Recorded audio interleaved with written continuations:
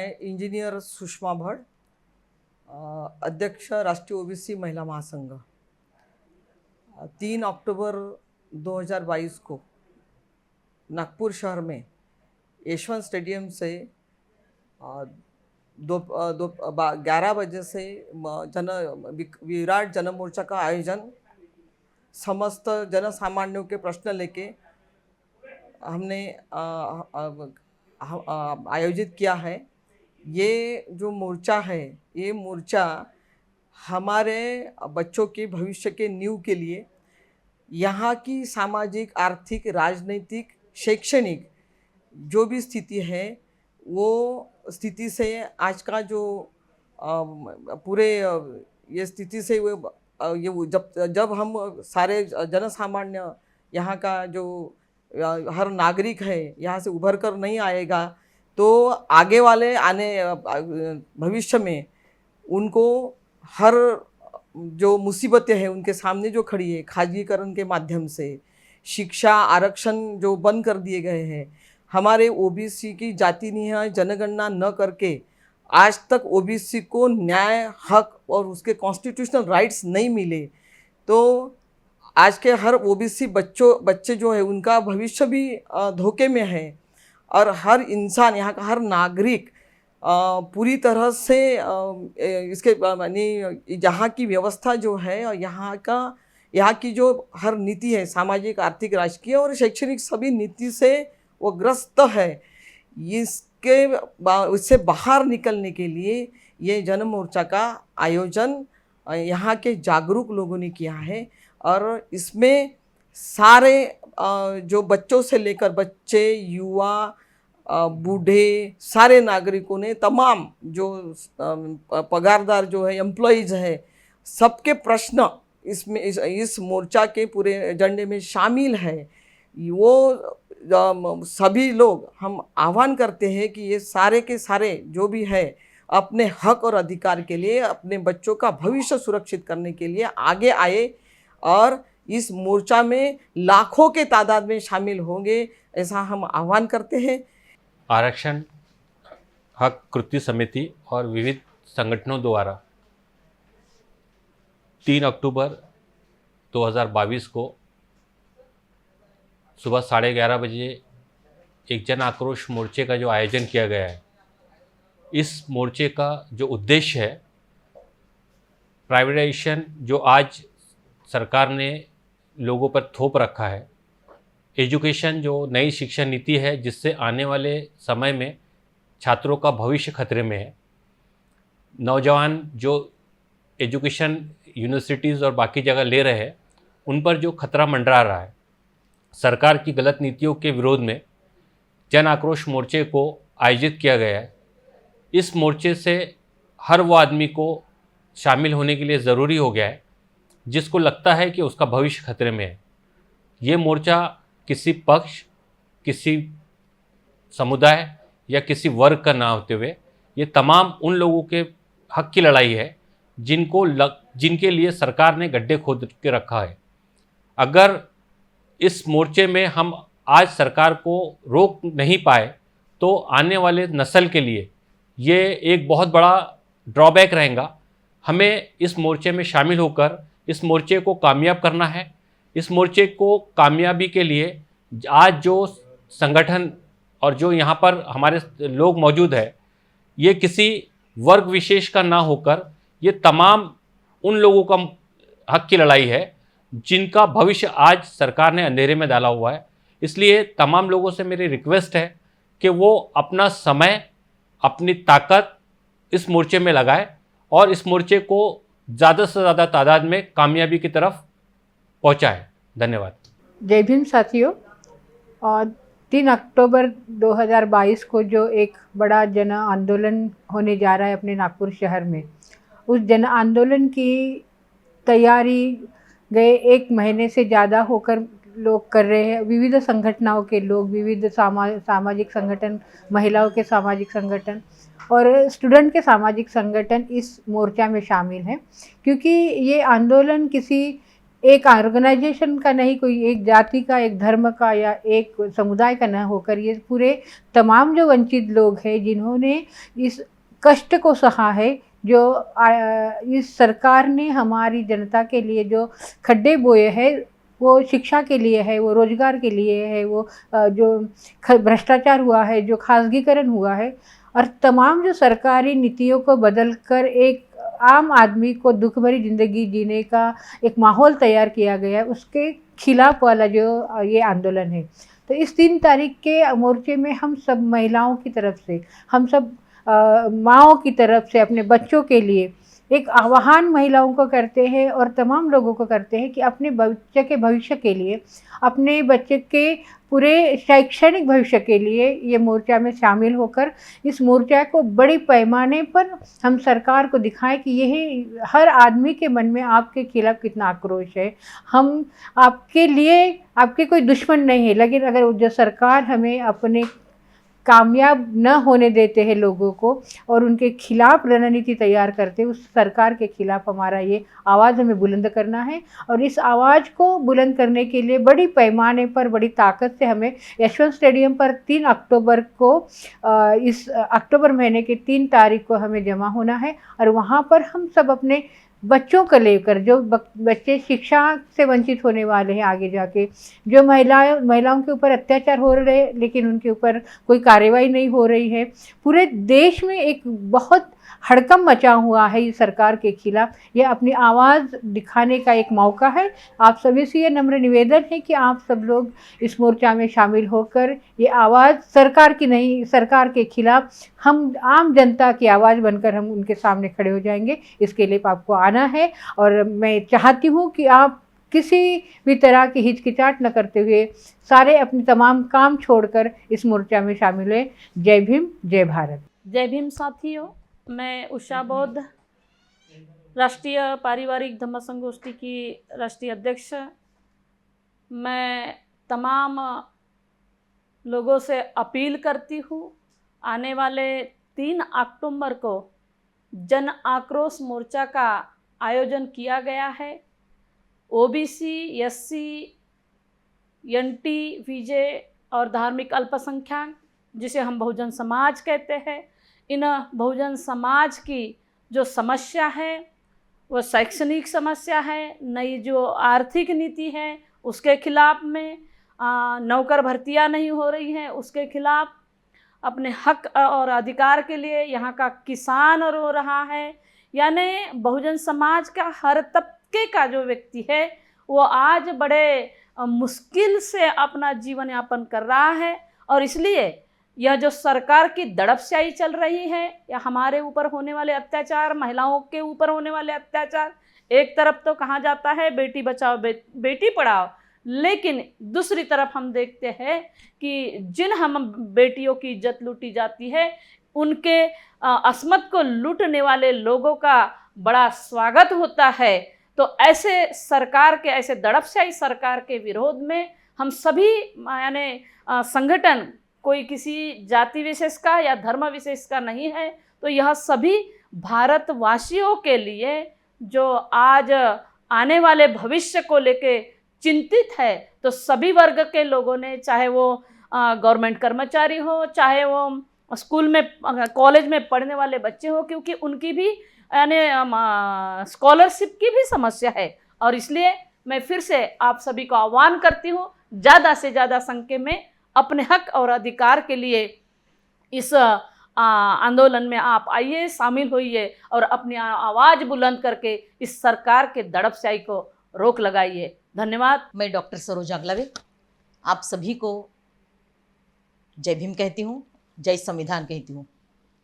मैंने संविधान आपसे कहा है कि जय संविधान कहा है, और जिस संविधान ने हमें अपने अधिकार दिलाए हैं वही संविधान ने दिए हुए अधिकारों पर आज हमारे तलवार लटक रही है।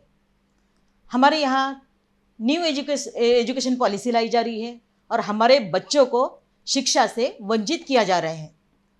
हमारे महिलाओं पर अन्याय होते जा रहा है, लेकिन सुप्रीम कोर्ट या दूसरे स्टेट की सरकारें हमारी उस महिलाओं को न्याय नहीं दे पा रही है। हमारा किसान, जो हमारे थाली में हमें खाना जो मिलता है वो फसल उगाने वाला किसान हमारा, वो किसान भाई रास्ते पर साल भर रहता है, लेकिन उसकी चिंता किसी को नहीं है। तो ऐसे देश में जहां हमारे हक पर तलवार लटक रही है और इसके और कोई ध्यान नहीं दे रहा है, तो मुझे लगता है कि ऐसे सरकार के खिलाफ हमें आवाज़ बुलंद करनी ही चाहिए। और इसीलिए यह आवाज़ बुलंद करने के लिए और हमारे हक हमें लेने के लिए और वो हक लेके रहने के लिए हमें अपनी आवाज़ बुलंद करनी है।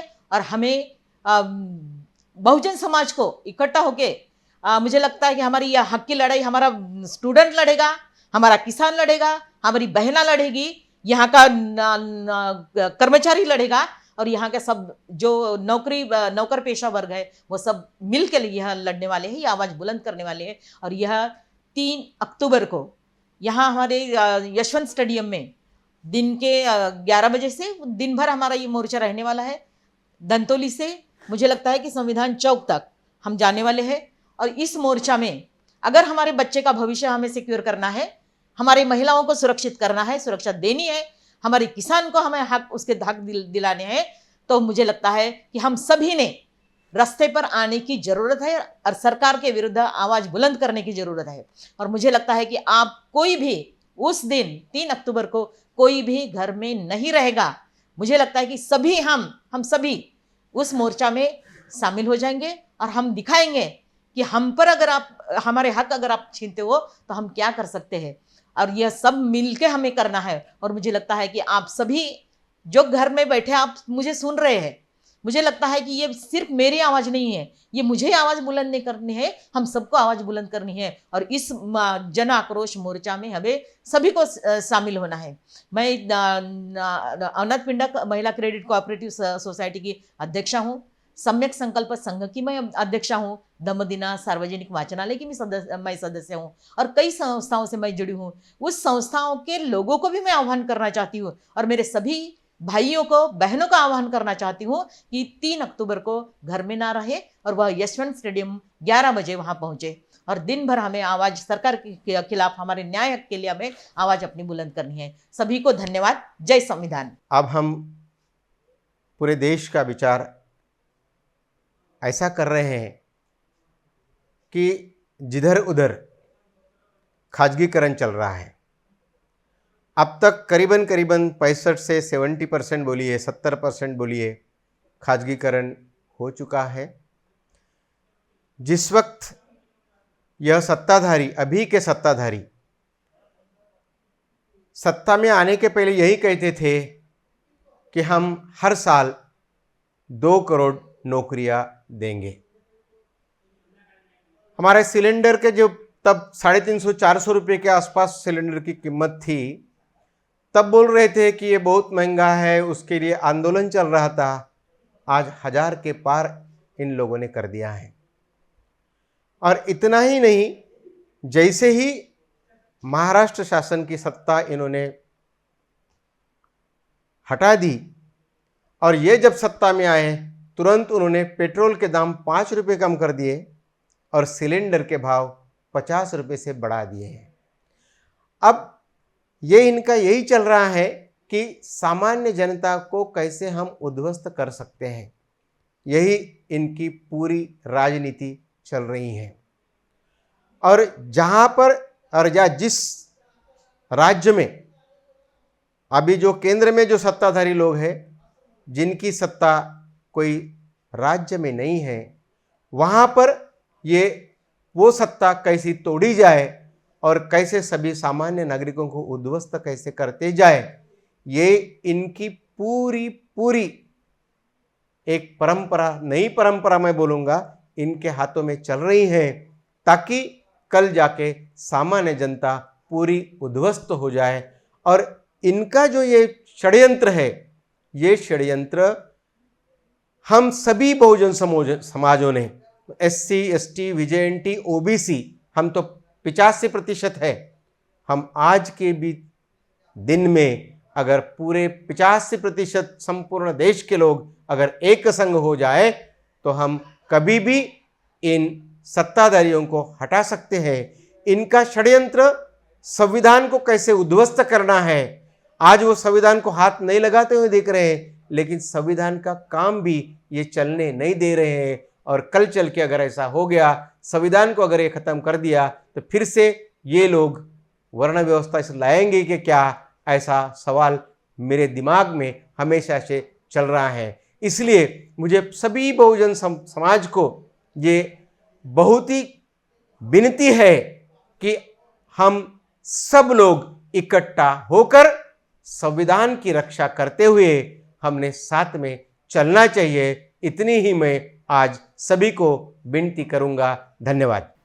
मी प्राध्यापक रमेश पिसे, राष्ट्रीय समाज पक्षाचा विदर्भाचा अध्यक्ष, ओबीसी जनमोर्चा महाराष्ट्राचा उपाध्यक्ष, तद्वतच राष्ट्रीय संयुक्त मोर्चाचा ऑल इंडिया लेव्हलवरचा महासचिव या नात्याने जो 3 ऑक्टोबर 2022ला एक विराट जनाक्रोश मोर्चा आपण जो आयोजित केलेला आहे, आरक्षण कृती समिती आणि वेगवेगळ्या सामाजिक संघटना आणि काही राजकीय पक्षांनी आपली भूमिका यामध्ये समर्थनाच्या रूपाने दिलेली आहेत. मी सर्व बहुजन समाजाला, विशेष करून ओबीसी, SC ST, मायनॉरिटीज या सर्व प्रवर्गाला विनंती करतो की सध्याचं जे काही भारतामधलं आणि महाराष्ट्रामधलं एकंदरीत जर आपण वातावरण बघितलं, मग ते सामाजिक असेल, सांस्कृतिक असेल, आर्थिक असेल, राजकीय असेल, हे अतिशय चिंताजनक आहेत.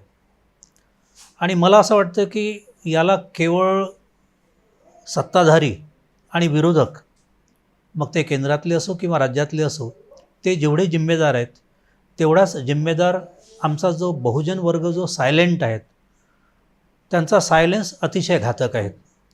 म्हणून मग आमचे आरक्षणाचे प्रश्न असो, ओबीसी समवेत ज्या ज्या प्रवर्गाची जातीनिहाय जनगणना होत नाहीत त्या प्रवर्गाचे प्रश्न असो, किंवा मग रोजगारांचे प्रश्न असोत, महिला सुरक्षेचे प्रश्न असोत, महागाईचे प्रश्न असो, जी घातक सध्याची शिक्षा नीती आहेत त्या सगळ्यांच्या विरोधात हा जनआक्रोश मोर्चा आहे.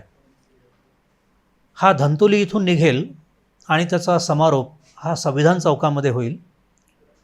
तमाम जे आमचे बहुजन समाजाची मुलं आहेत, मुली आहेत, डॉक्टर्स आहेत, प्राध्यापक आहेत, इंजिनियर आहेत, जे पगारीदार नौकर वर्ग आहेत, जो रिटायर्ड क्लास आहेत आणि जो स्वतःला अलिप्त मानतो, या सगळ्या प्रकरणापासनं या सगळ्यांची ही जिम्मेदारी आहे की त्यांनी प्रत्यक्ष या मोर्चामध्ये सहभागी व्हावं.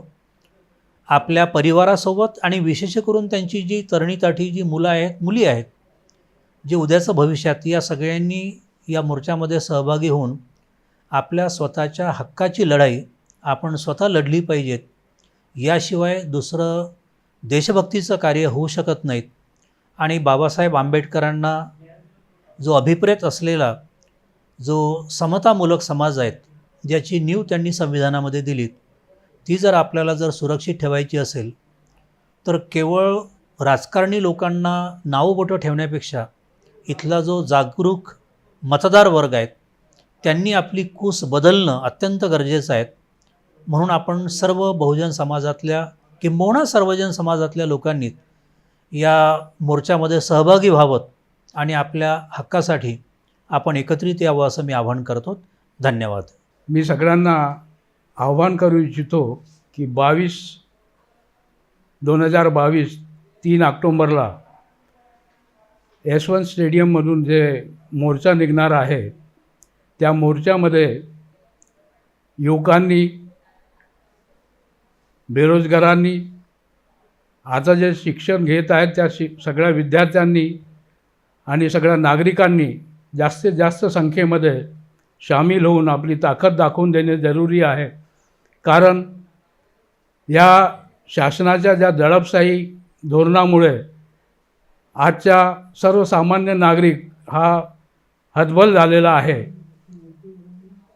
बेरोजगाराचा प्रश्न असो, सरकारी कर्मचाऱ्यांचे प्रश्न असो, शिक्षणाचा प्रश्न असो, हे सगळे प्रश्न खूप सातत्याने भेडसावत आहेत. आज आपण जागृत झालो नाही आणि रस्त्यावरची जर लढाई आपण लढली नाही तर उद्याच्या भविष्य हा मोठ्या खतऱ्यामध्ये येणार आहे.